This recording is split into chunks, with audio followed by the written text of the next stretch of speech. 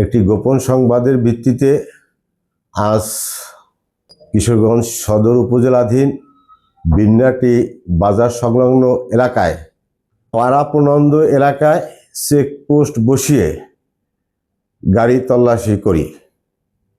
তল্লাশিকালে Sagarika express নামীয় একটি পরিবহন তল্লাশি করে 4 জন মাদক ব্যবসায়ীকে 7,690 পিস ইয়াবা সহ আটক করি। এর মধ্যে 1 নম্বর আসামি দেলোয়ারা বেগম, তার নিকট থেকে ইয়াবা উদ্ধার করি 4,000 পিস। তার স্বামী আব্দুল গফুর, তার নিকট থেকে ইয়াবা উদ্ধার করি 1,000 পিস।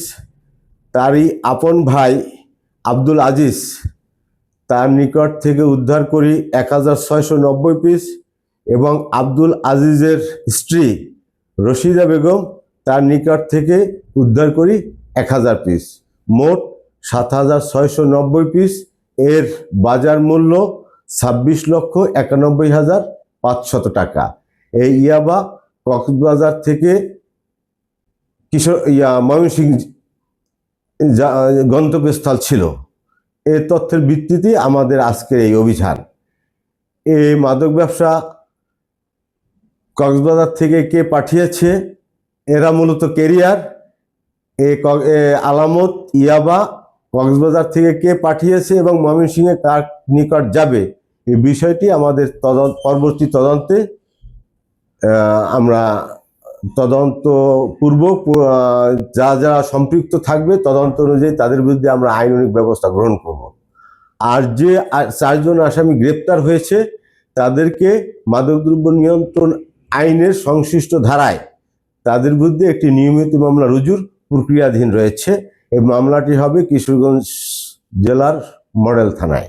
তার সম্পর্কে 2 ভাই এবং 2 ভাই আপন 2 ভাই এবং 2 ভাইয়ের স্ত্রী, এরা সংঘবদ্ধভাবে দীর্ঘদিন যাবৎ এই মাদক ব্যবসা পরিচালনা করে আসছিল।